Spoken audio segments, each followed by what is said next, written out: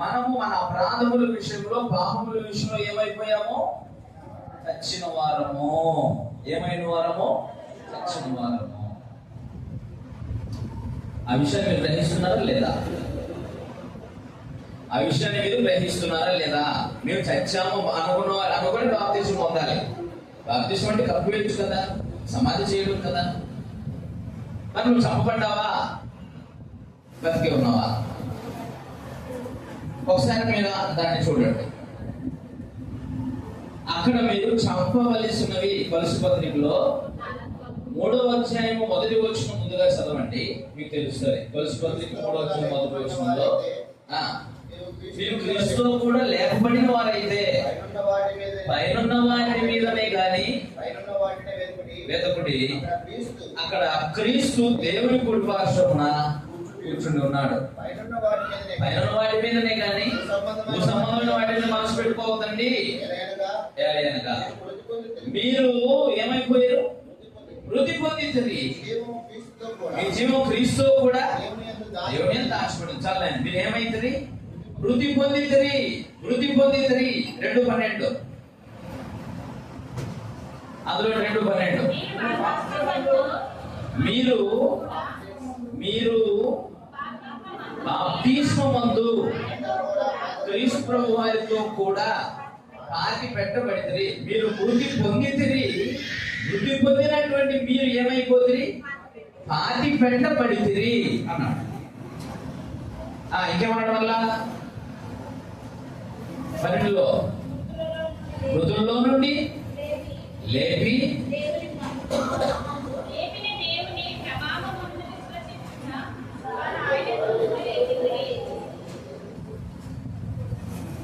స్కూల్లో పిల్లలు చదవాలంటే ఏ గతం ఏ గతం సు ఆయన చదువుతారు. అట్లా మీ చదువు ఏదైనా చదివితే ప్రసంగం చేసినట్టు ఉండాలా. దాకా ప్రధాన బాగానే చదివితే కదా దాన్ని మార్కులు చదవలేమో. అసలు తప్పు సహించేది లేదు. చెప్పడానికి అందుకనే చాలా సార్లు ఏం చేస్తుంటామంటే అసలు మీరు దిగుమదే చెప్పేస్తాను. తప్పులు త్వరలో కూడా మళ్ళీ చదవండి ఒకసారి. కొలసి పత్రిక 2వ అధ్యాయము 2వ వచనం. మీరు బాప్తిస్మమందు ఆయనతో కూడా పాతి పెట్టబడిన వారై ఆయనను మృతుల్లో నుండి లేపిన దేవుని ప్రభావమందు విశ్వసించడం ద్వారా ఆయనతో కూడా. ఇక్కడ మన పాయింట్ ఏమిటంటే పాతి పెట్టబడితిరి. ఎక్కడ పాతి పెట్టబడ్డారు? సమాధిలో పాతి పెట్టబడ్డారు. సమాధిలో చచ్చిన వారిని పాతి పెడతారా? బతికిన వారిని పాతి పెడతారా? కాబట్టి ఇక్కడ నీ పాపముల చేత, అపరాధముల చేత చచ్చిన నిన్ను దేవుని కుమారుడైన క్రీస్తు యొక్క శబ్దం, అది సజీవమైన శబ్దం, మృతులను లేపగలిగేటువంటి శబ్దమైనందు చేత మృతులందరూ దేవుని కుమారుని శబ్దం ఇంటికాడి వచ్చి ఉంది. అది రక్షణ సువార్తను మీరు వినిపించినప్పుడు పాపముల చేత, అపరాధముల చేత చచ్చినటువంటి మనకందరికీ ఆ శబ్దం వినబడ్డప్పుడు మీరేం చేస్తారంటే ఆ శబ్దం వలన కొంత మెలుపు కలిగి, చలనం కలిగి వస్తారనమాట. అప్పుడు నీ పాపముల చేత, అపరాధముల చేత చచ్చావు అని నిన్ను ఏం చేస్తారు? చచ్చిపోయిన వాడిని సమాధి చేస్తారు. ఎందుకంటే నీకు నూతన జీవం ఇవ్వాలి. జీవం లేని నిన్ను, చచ్చిన నిన్ను ఎక్కడ బాధ పెట్టేశారు? అందుకని నువ్వు దేంట్లో చచ్చిపోయింటివి? ఇప్పుడు చదివి చూడండి. అక్కడ ఏమేమి ఉన్నాయి నీలో? జారత్వం, దానికి సబ్ టైటిల్స్ చాలా ఉంటాయి. ఇంకా అపవిత్రత, దానికి సబ్ టైటిల్స్ చాలా ఉంటాయి. కామాతురత అంటే మీరు చూసిన వెళ్ళ కావాలనుకోవడం. దురాశ, ప్రతి పాపానికి తల్లి లాంటిది దురాశ. విగ్రహ ధనాపేక్ష అన్నాడు. ధర్మవంతులకు అపేక్షించేవారు శోధనలోనూ వీళ్ళలోనూ పడుతున్నట్టు మనుషులు నష్టంలోనూ నాశనంలోనూ ఉంచిపోయి. నువ్వు ధనాపేక్ష అనేది ధనవంతుని అయిపోవాలి, గొప్పని అయిపోవాలని ఎప్పుడైతే ఆరాటపడతావో అది అందరిలో ఉంటుందా, కొందరిలో ఉంటుందా? విచిత్రమైన విషయం ఏంటంటే నీవు వాటన్నిటి వల్లనే చచ్చిపోయావు. యాక్చువల్ గా అవి నీలో ఎక్కువగా ఉన్నందు చేతనే నువ్వు చచ్చిపోయావు. చచ్చిన నిన్ను వాస్తవానికి సమాధి చేశారు. ఇప్పుడు సమాధి చేసిన తర్వాత దేవుని యేసుక్రీస్తును మృతుల్లోంచి లేపిన దేవుని ప్రభావం విశ్వాసం ఉంచుతారు కాబట్టి ఆయనతో పాటు మీరు తిరిగి బాప్తిస్మంలో నూతన జీవం పొంది లేపడ్డారు. లేపబడిన తర్వాత వినండి, లేపబడిన తర్వాత మీలో మరలా కనబడ్డాయంటే మీరు బాప్తిస్మంలో చచ్చిపోయినా కావాలన్నా. బాప్తిసం పొందిన తర్వాత కూడా జారత్వము, అపవిత్రత, కామాతురత, దురాశ, ధనాపేక్ష, ఇంకా పక్కన చోటు విడిచిపెట్టాల్సినవి కోపం, ఆగ్రహం, దుష్టత్వం, దూషణ మాటలు, బూతులు, ఇవన్నీ కూడా ఇంకా నీ నోట్లో కనబడుతున్నాయి, నీ పెదవుల్లో వస్తున్నాయి, నీ చూపుల్లో, నీ హృదయంలో ఉన్నాయంటే అర్థం ఏంటండి? అది ఎన్నో అధ్యాయము? 3 అధ్యాయంలో 5 నుంచి 9 వచనాల వరకు, మొత్తం టోటల్ గా 15 వచనాల వరకు ఉంటాయి. వీటన్నిట్లో ఏం చెప్తున్నారంటే మీరు క్రీస్తుకు లేపబడిన వారైతే ఇవన్నీ మీరు ఏం చేశారు? ఒకప్పుడు వీటి వల్లే చచ్చిపోయారు. చచ్చిపోయిన మీరు ఏమైపోయారు? సమాధి చేయబడ్డారు. ఎక్కడ? బాప్తిస్మంలో. సమాధి చేయబడినటువంటి మీలో బాప్తిస్మం తర్వాత అది కనబడాలా కనబడకూడదు అంటున్నా. అర్థమైందయ్యా? నిజంగా చచ్చిపోయిన వాడిని సమాధి చేస్తే, నిజంగా చచ్చిపోయిన వారిని సమాధి చేస్తే చచ్చిపోయిన వాడి ముందు గొప్ప కామం తీసుకొచ్చి పెట్టేశాడు అనుకో, కూర్చుంటాడా? కూర్చోడా? అందమైన అమ్మాయిని తీసుకొచ్చి పెడితే లేస్తారా? మరి అందమైన అబ్బాయిని తీసుకొచ్చి లేస్తారా? చచ్చిపోయిన లేదా? కొన్ని ఇష్టమైనటువంటి ఏమైనా పెడితే లేస్తారా? లేదా? అంటే మొత్తానికి ఏమర్థమైంది మీకు? చచ్చిపోయిన వాడి ముందు ఏం పెట్టినా. కానీ అలా చచ్చిన నిన్ను సమాధి చేసిన తర్వాత కూడా మరలా వీడిలో కనబడుతున్నాయి అని అంటే నువ్వు చావలేదు. బాప్తిస్మంలో నువ్వు సరిగ్గా బాధ పెట్టబడలేదు. నువ్వు క్రీస్తుతో పాటు లేచిన వాడు కాదు. ఎందుకంటే నువ్వు క్రీస్తుతో పాటు ఆయన మరణంలోని బాప్తిస్మం పొంది సమాధి చేయబడి ఉంటే, ఆయనతో పాటు లేచుంటే, ఆయన లేచినటువంటి ఆయన ఎక్కడికి వెళ్ళిపోయాడు? మృతుల్లో నుంచి లేపబడిన క్రీస్తు ఎక్కడికి వెళ్ళాడు? పరలోకానికి వెళ్ళాడు. ఇప్పుడు ఆయనతో సమానంగా లేపబడిన మీ దృష్టి అంతా ఎక్కడ ఉంటుంది? పరలోకంలో ఎవరున్నారు? తండ్రి దేవుని యొక్క నీ కొరకు శరీరం ధరించుకొని వచ్చిన ఆయన ఉన్నాడు. కాబట్టి ఆ విశ్వాసానికి కర్త ఆయన. కాబట్టి ఆయనను చూస్తూ పరిశుద్ధ మార్గంలోనే నడుచుకుంటాం. పాపము నీ మీద నిలబడి బాప్తిస్మానికి సరైన అర్థమైంది. బాప్తిస్మంలో పాతి పెట్టబడ్డావు, సమాధి చేయబడ్డావు, తిరిగి లేపబడ్డావు. లేపబడిన నీలో నీవు పాపం విషయమై ఏమంటావు? చచ్చిపోయి ఉంటావు. 6వ అధ్యాయం 1వ వచనం చూడండి. రోమపత్రికలో 6వ అధ్యాయం 1వ వచనం. అలాగైనా ఏమందము? కృప విస్తరింపవలనని పాపం నిలుచుందమా? అట్లా అంటారు. పాపము విషయమై చనిపోయిన మనము ఇక మీదట ఎలా దానిలో అదే చెప్తున్నాను. మీరు చచ్చిపోయారా లేదా? మీరు మీ పాపముల విషయమై చచ్చిన సంగతి మీకు అర్థమైతే సమాధి చేయబడతాను సరైనదే. సమాధి చేయబడిన నేను సమాధిలో వదిలిపెట్టట్లేదు. తిరిగి లేపి నీకు నూతన జీవాన్ని ఇచ్చాడు. నూతన జీవం ఇచ్చిన తర్వాత నూతన జీవము కలిగి క్రీస్తు కొరకు, దేవుని నీతి కొరకు జీవిస్తుంటావు. 11వ వచనం, 6వ అధ్యాయం 11వ వచనం. అటువలే మీరును పాపం విషయమై మృతులుగాను, దేవుని విషయమై క్రీస్తు యేసునందు సజీవులుగాను మిమ్మల్ని మీరే లేపబడినటువంటి మీరు నీతి విషయమై, క్రీస్తు విషయమై, దేవుని విషయమై లేచిన వారు సజీవులు. మీరు దేనికోసం సజీవులు? ఇప్పుడు బాప్తిస్మందు పాపముల చేత, అపరాధముల చేత అనగా దురాశ, కామాతురత, విగ్రహారాధన, ధనాపేక్ష, దూషణ మాటలు, అపవిత్రమైన మాటలు, బూతులు, సరసోక్తులు, వీటన్నిటి వలన నువ్వు చచ్చిపోయావు. చచ్చిన నిన్ను సమాధి చేసేసావు.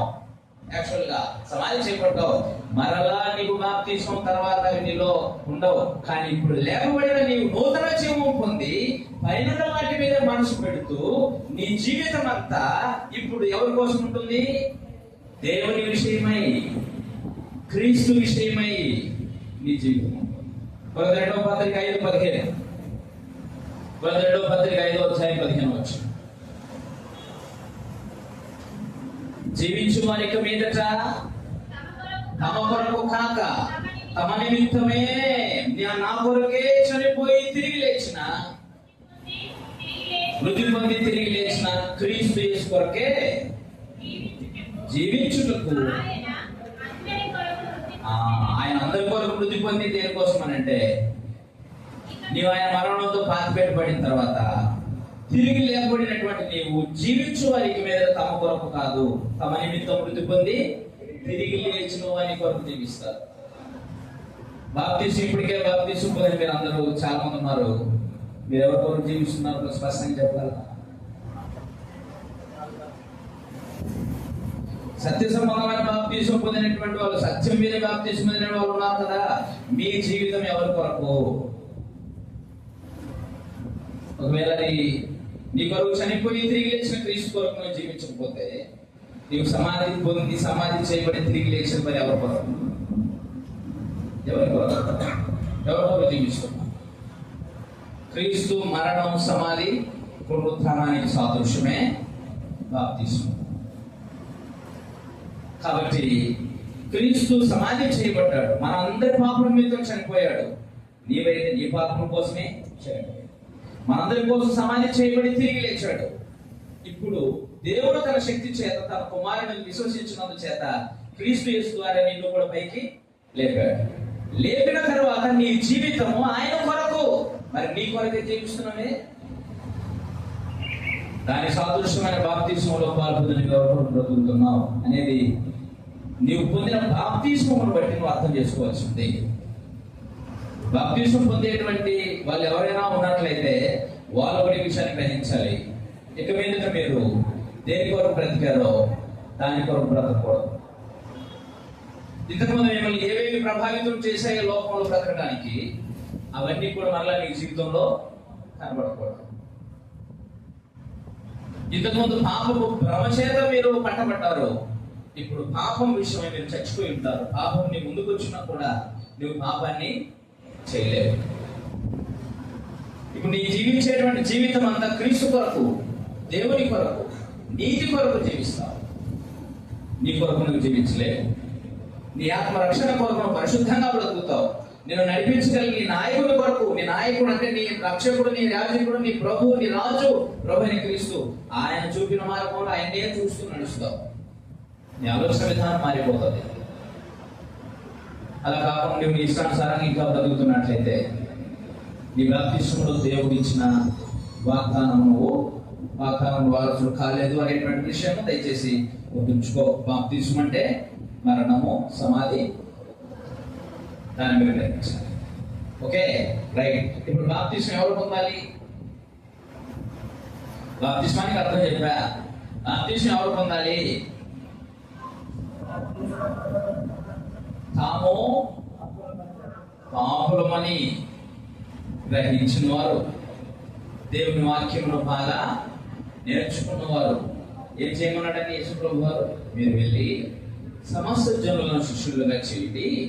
అలా శిష్యులు చేసిన తర్వాత నేను మీకు ఏ సంగతులు ఆజ్ఞాపించుతున్నా వాటన్నిటినీ వారికి తెలియజేస్తూ వారికి తండ్రి యొక్కయు కుమారుని యొక్కయు పరిశుద్ధాత్మ యొక్క నామంలోనికి బాప్తిస్మము ఎవరికి ఇవ్వాలి? బాప్తిస్మము శిష్యులకి ఇవ్వాలి. అది ప్రభువు ఆజ్ఞ. ఎవరికి ఇవ్వాలి బాప్తిస్మము? శిష్యుడు అంటే వినేవాడు, నేర్చుకునేవాడు, అనుసరించేవాడు, కైకొనేవాడు. అర్థమైందా? మరలా శిష్యుడు అంటే వినేవాడు, నేర్చుకునేటువంటి వాడు, అనుసరించేవాడు. మీరు వాక్యము విని ఒక నిర్ణయానికి వచ్చిన తర్వాత మీరు వాక్యాన్ని నేర్చుకుంటేనే మీరు ఎవరు అవుతారు? శిష్యులు అవుతారు. ఏమవుతారు? ముందు మీరు బాప్తిస్మం అనుకుంది ఏమవ్వాలి? వాక్యాన్ని నేర్చుకునే శిష్యులు అవ్వాలి. శిష్యులైనటువంటి మీరు ఏమవ్వాలి?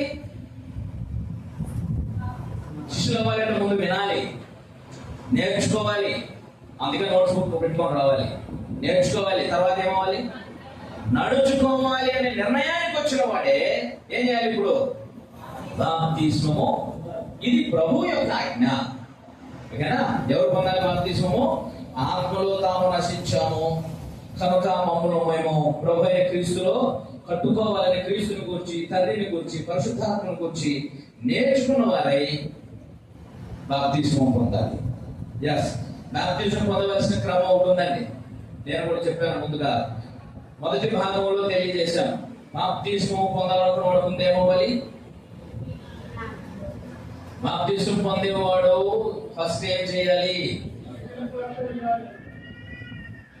బాప్తిస్మం పొందేవాడు ఏం చేయాలి? మళ్ళీ అడుగుతున్నానంటే మీరు సరిగా చెప్పడం లేదు అని. బాప్తిస్మం పొందేవాడు ఏం చేయాలి?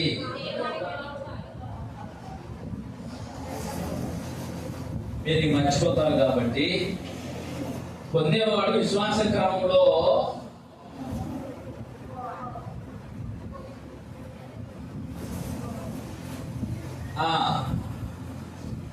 ఒప్పుకోవాలి. ఒప్పుకోలు ముందు ఏముండాలి కదా? కరెక్టేనా?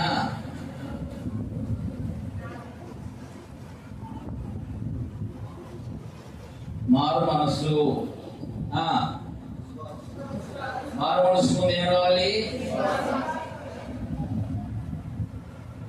విశ్వాసం రావాలి. విశ్వాసం ఎలా వస్తుంది? కరెక్టేనా? ఇప్పుడు ఏం కావాలి? వినాలి. వింటే ఏమొస్తుంది? విశ్వాసం వస్తే మారు మనసు వస్తే ఒప్పుకున్నోడు ఏం చేస్తాడు? బాప్తిస్మం. కాబట్టి బాప్తిస్మానికి క్రమం ఉంది. కాబట్టి ఎవరు బాప్తిస్మం పొందాలి? పొందవలసిన క్రమం ఏంటి చేయాలంటే, బాప్తిస్మం పొంది ఒప్పుకోవాలి. ఒప్పుకోలకు ముందుగా అంటే ఈ 4 విషయాలు నీకు తెలియాలి. ముందు వినాలి, విశ్వసించాలి, మారు మనసు పొందాలి, ఒప్పుకోవాలి, బాప్తిస్మం పొందవలసిన క్రమం. మరలా రక్షణ సువార్తని వినాలి, విశ్వాసం ఉంచాలి, మారు మనసు పొందాలి, ఒప్పుకోవాలి, బాప్తిస్మం పొందాలి. ఇది బాప్తిస్మం పొందడానికి ఉన్న క్రమం. ఇలా కాకుండా మీరు ఒప్పుకోకుండా బాప్తిస్మం పొందితే అది బాప్తిస్మము క్రమం. అది దేవుడు పెట్టినటువంటి క్రమం. రైట్. ఇప్పుడు బాప్తిస్మము ఎలా తీసుకోవాలి? బాప్తిస్మం తీసుకునేవాడు ఎలా తీసుకోవాలి? మా వాళ్ళందరూ తీసుకున్నారు, నేను ఒక్కటే బాప్తిస్మం వల్ల. కాబట్టి నేను కూడా బాప్తిస్మము పొందుతా. వచ్చే ఇవ్వడాలంటే మీరు వచ్చినా నేనేమో అనుకోండి, అది వేరే విషయం. మీరు అలా రావచ్చునా? మీరు ఆ విధంగా బాప్తిస్మం ఎవరి ప్రోత్సాహం కోసమో, ఎవరినో చూసో, అర్థమైందా? ఎవరినో చూసి ఉద్రేకంగానో, లేకపోతే అర్థపర్థం లేకుండానో, బలవంతంగానో బాప్తిస్మము మరి ఎలా పొందాలి? మీరు ఎలా పొందకూడదో తెలియాలి. బలవంతంగా బాప్తిస్మము అసలు విషయం తెలియ బయట పడి ఎడుతుంటారు మన మీద. బలవంతంగా బాప్తి మతం మారుస్తున్నారు. అసలు బలవంతంగా వచ్చేవాడు దేవునికే అవసరం లేదు. బలవంతంగా ఎవరిని క్రైస్తవునిగా మార్చాల్సిన అవసరం లేనే లేదు. బలవంతంగా వచ్చేవాడికి బాప్తిస్మమే ఇవ్వకూడదు. వాళ్ళు ఏదో మన మీద పడి ఏడుస్తున్నా, ఊరికే ఎందుకు పడిన వేస్తున్నారు క్రైస్తవులు. ఓకేనా? బలవంతముగా బాప్తిస్మం పొందకూడదు. ఉద్రేకంగా బాప్తిస్మం వాక్యం వినేసి వామ్మో నిజంగా ఇట్లుందన్న ఆ వాక్యం ఇట్లా వినగానే ఒకే ప్రసంగానికి నా హృదయం కరిగిపోయింది బ్రదర్, అందుకే బాప్తిస్మం అని అనకూడదు. నువ్వు ఒక ప్రసంగానికి బాప్తిస్మం ఉంటున్నావంటే అసలు నీది ఉద్రేకమే తప్ప అవగాహన కలిగింది. పూర్తిగా బాప్తిస్మం గురించిన అవగాహన. మూడవది శరీర ప్రయోజనాలకు బాప్తిస్మము ముందే చెప్పేసా. ఎందుకు బాప్తిస్మం పొందాలో అదంటే శరీర ప్రయోజనాలకి. మీకేదో వస్తుందని అంటే, మీకేదో కలుగుతుందని అంటే, ఎవరో డబ్బులు ఇస్తారంటే, ఎవరో బట్టలు ఇస్తారంటే, ఇలాంటి కారణాల చేత మీరు బాప్తిస్మము పొందకూడదు. రైట్. తర్వాత 4వది అవగాహన రహితంగా, అంటే ఆలోచన లేకుండా, అర్థం చేసుకోకుండా మీరు బాప్తిస్మం పొందనే కూడదు. రైట్. ముఖప్రీతి కోసం తీసుకోవడం.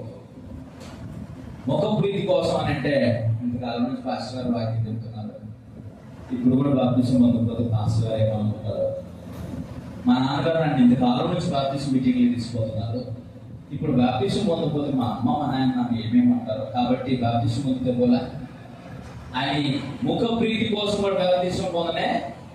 మరి ఎలా పొందాలి? హృదయపూర్వకముగా లోబడిన వారై, ఉపదేశ క్రమమునకు హృదయపూర్వకముగా లోబడిన వారై. నీకు నీకే పుట్టాలి, నీకు నీకే ఆలోచన రావాలి, నీ ప్రమాదం గురించి నువ్వే కేకలు వేయాలి, అయ్యో నాకు రక్షణ, నన్ను రక్షించండి నువ్వు కేకలు వేయాలి. అలాగా నీకై నీవు హృదయపూర్వకంగా విశ్వాస సంబంధమైన ఉపదేశ క్రమమునకు లోబడితే నేను బాప్తిస్మము. అర్థమైందా లేదా? ఏమేం చెప్పా? బాప్తిస్మం అంటే ఏంటో చెప్పాను. బాప్తిస్మం ఎవరు తీసుకోవాలి అంటే, వాక్యం మీద నేర్చుకొని తమ పతనావస్థను గ్రహించిన వారే తీసుకోవాలి. బాప్తిస్మం పొందాల్సిన క్రమం, రక్షణ సువార్తని వినాలి, విశ్వసించాలి, మార్పు పొందాలి, ఒప్పుకోవాలి, అలాంటి వాడి బాప్తిస్మం పొందాలి. బాప్తిస్మం ఎలా తీసుకోవాలి? ఉపదేశ క్రమమునకు హృదయపూర్వకం లోబడి తీసుకోవాలి. ఎలా తీసుకోకూడదు? బలవంతంగా తీసుకోకూడదు, ఉద్రేకపూర్వకంగా తీసుకోకూడదు, శరీర ప్రయోజనాల కోసం తీసుకోకూడదు, అవగాహన లేకుండా, అంటే బాప్తిస్మం గురించి ఇంత ఇన్ఫర్మేషన్ తెలుసుకోకుండా తీసుకోకూడదు. ముఖం ఎవరు ముఖప్రీతి కోసమో, ఎవరి కోసం బాప్తిస్మో, నీ వల్లనే నేను బాప్తిస్మం పొందింది, నువ్వు బలవంతం చేసినాకే బాప్తిస్మం, లేకపోతే బాప్తిస్మే పొందకపోను అంటాడు ఎప్పుడోసారి మళ్ళా. కాబట్టి ఎవరి ముఖప్రీతి కోసం బాప్తిస్మో స్మరణమైందా? హృదయపూర్వకంగా బాప్తిస్మం పొందాలి. ఆ బాప్తిస్మం ఏ బాప్తిస్మం అయినా ముద్ర బాప్తిస్మా, ఏ బాప్తిస్మం? మరి చాలా క్లియర్ గా చెప్పేసాను. బాప్తిస్మం అంటే ఏంటో, ఏం జరుగుతుందంటే, నువ్వు క్రీస్తుతో పాటు చచ్చిపోతావు, క్రీస్తుతో పాటు సమాధిలో పాలు పొందుతావు, క్రీస్తు పునరుత్థానంలో పాలు పొందుతావు, దేవుని రాజ్యంలో దేవునికి జన్మిస్తావు, కొత్త జన్మ దేవుని రాజ్యంలో. ఇది బాప్తిస్మంలో జరిగేది. ఓకేనా? రైట్. ఇప్పుడు అసలు విషయం ఏంటంటే, బాప్తిస్మం ఎవరు ఇవ్వాలి? ఎవరు ఇవ్వాలి బాప్తిస్మం? మీరు అంటే ఎవరితో బాప్తిస్మం పొందాలి? ఈ కర్నూలు జిల్లా పరిసర ప్రాంతాలకు వెళ్ళినప్పుడు బాప్తిస్మాన్ని పొందాము. సత్యంగా చెప్పేసిన తర్వాత నేను సుందరరావు గారి చేత బాప్తిస్మం పొందాను అనమాట. ఎప్పుడన్నా నీకు కాల్ చేశాడా, నీ ఆత్మీయంగా ఎలా ఉన్నావు అని? బాప్తిస్మం ఇచ్చాడంటే నెక్స్ట్ ఏం చేయాలి? ఇప్పుడు నేను బాప్తిస్మం ఇచ్చానంటే నేను నీ పరిస్థితి ఏంటో, నీ ఆత్మ సంబంధమైన స్థితి ఎలా ఉందన్న సంగతి తెలుసుకునే బాధ్యత నాకు ఉందా లేదా? నీ చేయాలా లేదా? నీకు కాల్ చేయాలా? నీ ఆత్మ సమస్య ఎలా ఉందో తెలుసుకోవాలా లేదా? ఇల్లు ముంచేసి వదిలేస్తే ఎవరికి బాధ్యత? అందుకని ఎవరి ఇవ్వాలి బాప్తిస్మం? ఎప్పుడు చెప్పండి. కాపరి ఇవ్వాలి. ఎవరు ఇవ్వాలి? ఆ కాపరి. ఆ కాపరికి గొర్రె కాపరి కాదు. ఏ కాపరి? మందను కాచే ఆ కాపరి. ఆ కాపరిని ఎవరు నియమించుండాలి? దేవుడు నియమించుండాలి. ఇప్పుడు ఆ సంఘానికి కాపరులను నియమించింది ఎవరు? దేవుడే కదా. ఇప్పుడు ఏ సంఘ కాపరి అని కదా? ఇప్పుడు ఏ సంఘ కాపరి? సంఘాలే లేని వాడు వాక్యం చెప్పుకుంటూ తిరుగుతూ ఉంటాడు. ఆయన బాగా సోషల్ మీడియాలో పెద్ద బోధకుడు అంటాడు. ఆయన చేత చాలా మంది ఏం పొందాలనుంటుంది? బాప్తిస్మం పొందాలనుంటారు. అందుకని ముందే చెప్పారు, బాప్తిస్మం ఎందులో బాప్తిస్మం పొందుతారు? మీరు క్రీస్తు సంఘములోని బాప్తిస్మం పొందుతారు. ఎందుకంటే క్రీస్తు సంఘానికి శిరస్సు క్రీస్తే, ఆ క్రీస్తు సంఘానికి ఆ ప్రధాన కాపరి తాత్కాలిక కాపరిని కూడా నియమించాడు. అర్థమైందా? తర్వాత వింటారు, మీరు ఎక్కడుంటే మందలో గొర్రెలు ఉండాలి. ఎక్కడుంటే గొర్రెల క్షేమము, దొడ్లో ఉంటే గొర్రెలకు క్షేమం. దొడ్డి విడిచిపోతే కాపరి ఆధ్వర్యంలో ఉండాలి, కానీ దానికై అది వెళ్ళిందని అంటే దూరపురానికి ఆహారంగా మారిపోతుంది. అవుతుందా లేదా? కాబట్టి ఎవరు బాప్తిసం ఇవ్వాలయ్యానంటే వాక్యానుసారంగా ఇప్పుడు మీరు విన్నారే, ఈ విధంగా క్రీస్తు సంఘములకు చెందిన పూర్తి డాక్ట్రిన్ ఎరిగిన వారై, సత్యమును గ్రహించిన వారై, వారు బాప్తిసం పొందిన వారై ఉండాలి. ఎక్కడ? వారు క్రీస్తు సంఘంలో బాప్తిసం పొందిన వారై ఉండాలి. క్రీస్తు సంఘము చేత బోధకునిగా నియమించబడిన వారై ఉండాలి. క్రీస్తు సంఘము చేత పంపబడిన వారై ఉండాలి. క్రీస్తు సంఘములో పెద్దలై ఉండాలి, వాక్యానుసారమైన బోధకులై ఉండాలి, కాపరి అయి ఉండాలి. అలాంటి వారి చేతనే బాప్తిసము పొందాలి, కానీ ఎవరితో పడితే వాళ్ళతో బాప్తిసము పొందకూడదు. పేరు ప్రఖ్యాతలు బట్టి ఇచ్చేది కాదు బాప్తిసం. అర్థమవుతుందా? గొప్పతనాన్ని బట్టి బాప్తిసం పొందేది కాదు. నీకు అసలు విషయం ఏదో తెలియకుండా, నీకేం చెప్పకుండా ఎవడో వచ్చి బాప్తిసం ఇద్దాలో బాప్తిసం పొందుతావు. నీకు బాప్తిసం ఇచ్చేవాడు పూర్తిగా నిన్ను కాచేవాడై అవుతుందండి. కాబట్టి దయచేసి మనం ఆలోచించి లేఖనానుసారంగా నమ్మకమైన ప్రభువు చేత, క్రీస్తు సంఘం చేత పంపబడి నియమించబడిన క్రీస్తు సంఘ బోధకుని చేత, సంఘ కాపరి చేత బాప్తిస్మము పొందాలి. నువ్వు ఏ సంఘంలోని బాప్తిస్మం పొందుతావో ఆ సంఘ కాపరి ఆధ్వర్యంలో నీ ఆత్మ సంబంధమైన ఎదుగుదల ఉండాలి. నువ్వు ఒకరి చేత బాప్తిస్మం పొంది ఇంకొక సంఘంలో ఎదుగుతానంటే అది కుదరనే. అందుకని మీకు బాప్తిస్మం ఇచ్చేవారు ఎవరు? వాక్యమును సంపూర్ణంగా ఎరిగిన వారై ఉండాలి. అందుకనే ఇలాగ మీరు బాప్తిస్మం పొందినా కూడా మిమ్మల్ని అభివృద్ధి చేసేదెవరు? అభివృద్ధి చేసేదెవరు? సంఘ కాపురం నీళ్లు పోసేవాళ్ళు సమానం. మిమ్మల్ని అభివృద్ధి చేసేది దేవుడు, మిమ్మల్ని సంరక్షించేది పరిశుద్ధాత్మ.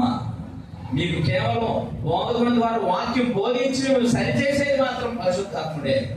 కాబట్టి నా ప్రియ సోదర సోదరులారా, క్రీస్తు ప్రభు యొక్క సంఘంలో క్రీస్తే శిరస్సు ఉంటాడు. ఆ సంఘానికి ఆయన నియమించిన మంచి కాపరి ఉంటాడు. కాబట్టి క్రీస్తు సంఘంలోని ప్రవేశించడానికి క్రీస్తు సంఘంలో బాప్తిస్మం పొందాలి. క్రీస్తు సంఘంలో ప్రవేశించడానికి క్రీస్తు సంఘ బోధకుల చేత, క్రీస్తు సంఘ పెద్దల చేత, ఆత్మ సంబంధమైన నాయకుల చేత బాప్తిస్మము పొందువారై ఉండాలి. అలాంటి బోధ, అటువంటి సత్యం గ్రహించిన వారే బాప్తిస్మము. ప్రశ్నలు అడుగుతున్నాను, ముగించేస్తున్నాను. బాప్తిస్మం అంటే ఏమిటి? క్రీస్తు మరణ సమాధి పునరుత్థానంలోనికి పాల్గొనుగా. రైట్. బాప్తిస్మము ఎవరు తీసుకోవాలి? ఆత్మలో నశించిన వారు. నెక్స్ట్, వాక్యమును నేర్చుకున్నవారు, అనుసరించాలనుకున్నవారు బాప్తిస్మము పొందాలి. నెక్స్ట్, మూడవది పొందాల్సిన క్రమం ఏంటి? ఏం వినాలి? రక్షణ సువార్త వినాలి, విశ్వసించాలి, మనసు పొందాలి, ఒప్పుకోవాలి. ఇది బాప్తిస్మం క్రమం. రైట్. ఎవరి ఎలా తీసుకోవాలి బాప్తిస్మము? దేనికి? ఉపదేశ క్రమానికి మీరు హృదయపూర్వకంగా లోబడిన వారే తీసుకోవాలా. ఎలా తీసుకోకూడదు? వ్యతిరేకంగా తీసుకోకూడదు, బలవంతంగా తీసుకోకూడదు, శరీర ప్రయోజనాల కోసం తీసుకోకూడదు, ముఖస్థుతి, ముఖ ప్రీతి కోసం. రైట్. ఇప్పుడు బాప్తిస్మంలో ఏం జరుగుతుందంటే అని చెప్పేశారు, క్రీస్తుతో పాటు నువ్వు చచ్చిపోతావు, క్రీస్తుతో పాటు సమాధి చేయబడతావు, క్రీస్తుతో పాటు ఏమవుతావు? ఆయన సమాధిలో పాలు పొందిన ఆయన లేపబడ్డట్టుగా నువ్వు కూడా లేపబడతావు. లేపడే నీకేమొస్తుంది? నూతన జీవము కలుగుతుంది. నూతన జీవం పొంది ఇప్పుడు క్రీస్తుతో పాటు దేవుని రాజ్యంలో నిత్యము నివసిస్తావు. రైట్. బాప్తిస్మం ఎవరు ఇవ్వాలి? క్రీస్తునే శిరస్సుగా కలిగిన సంఘములో ఎదిగిన వారై, ఆ సంఘము ద్వారా పంపబడిన వారై, ఆ సంఘములో నమ్మకమైన కాపురులైన వారి చేతనే మీరు బాప్తిస్మము. ఇక్కడ బాప్తిస్మం నీకు ఆడుకోబోయి ఉంటానంటే అది ఇంకో సంఘంలో పోతామనంటే కుదరదు. ఒకవేళ నీవు వేరే ప్రాంతంలో క్రీస్తు సంఘానికి వెళ్ళాలి అంటే వాక్యానుసారంగా ఈ సంఘము వారు ఆ క్రీస్తు అక్కడున్న క్రీస్తు సంఘానికి సిఫారసు చేయాలి. మా ఇక్కడ ఉన్నటువంటి స్థానిక సంఘంలో ఫలానా సహోదరుడు నమ్మకమైన వాడు, యథార్థవంతుడు, భక్తిపరుడు అని అతనిని అక్కడ క్రీస్తు సంఘంలోకి చేర్చుకోండి అతను కూడా ఆరాధించడానికి యోగ్యుడు అని సిఫారసు, మరి ఒక క్రీస్తు సంఘానికి సిఫారసు చేస్తే వాళ్ళ సంఘంలోనికి ఆ సహోదరుని చేర్చుకొని ఇప్పుడు ఈ సంఘంలో నీకు ఏ విధమైన బాధ్యతలు ఉంటాయో అక్కడ కూడా సేమ్ టు సేమ్ పొజిషన్ నీకు ఇవ్వగలరు. అది వాక్యానుసారమైన సంఘం బాప్తిసం. అంతేగాని లేఖనానుసారమైన బాప్తిసం కాకుండా బాప్తిసం అంటే వచ్చిన ఎవరిస్తే ఏమో బాప్తిసం నీళ్ళ నుంచి తీసుకురావడమే కదా అని అందులేమో లేదు. వాక్యానుసారమైన క్రమం ఉంటుంది అయ్యా బాబురావు, ఓకేనా? కాబట్టి జాగ్రత్తగా ఆలోచించి లేఖనానుసారంగా మీకై మీరు మంచి నిర్ణయం తీసుకొని బాప్తిసం పొందడానికి ప్రార్థించండి. పరిశుద్ధుడైన ప్రేమమూర్తి మా కన్న తండ్రి నీకు స్తోత్రాలు. ఉదయకాలం నుంచి బాప్తిస్మను గురించిన అవగాహనలో ఆయన బాప్తిస్మము ఎన్ని రకాల బాప్తిస్మ గ్రంథంలో ఉందో ఆయన పిల్లల తండ్రి 3 రోజులుగా ఏమి వింటున్నారో దాన్ని జ్ఞాపకం చేయటము, ఎన్ని రకాల బాప్తిస్మములు బైబిల్లో ఉన్నాయో పొందవలసిన బాప్తిస్మం ఏదో తెలియజేయటము, బాప్తిస్మం వలన ఏమేమి మీరు వాగ్దానం చేశారో తెలుసుకోగలగటము, ఆయన బాప్తిస్మం అంటే ఏంటో అనే విషయాలు గ్రహించడానికి ఈ దినమంతా ఈ సమయం వరకు మాకు అనుగ్రహించిన జ్ఞానం కొరకు, అవకాశం కొరకు, వివేకం కొరకు, వినగలిగే సామర్థ్యం కొరకు కృతజ్ఞతలు చెల్లిస్తున్నా. ఈ మాటల్ని ప్రజల హృదయాల్లో కలిపి చేయండి. నీ ఆకర్షణలో ఉన్నవారు బాప్తిసం పొంది రాజ్యంలో చేర్చబడుటకు సహాయం చేయండి. నీ రాజ్య సంబంధమైన స్వభావం కలిగి నిత్య రాజ్యం కొరకు సిద్ధపడుతున్నట్లు చేయండి.